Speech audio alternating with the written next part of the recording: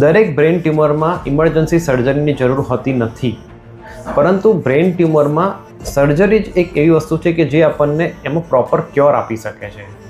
મોટાભાગના brain tumour એટલે કે 90% બ્રેન ટ્યુમરમાં દવાઓનો કોઈ રોલ હોતો નથી. તો પણ ઘણા દર્દીઓ દવાઓની શોધમાં ફરતા હોય છે. ઘણીવાર કોઈ માનતા રાખતા હોય છે અથવા તો કોઈ પણ ડૉક્ટર ના હોય એવા લોકોની સલાહ માનીને બહુ જ ટાઈમ બરબાદ કરી દેતા હોય છે.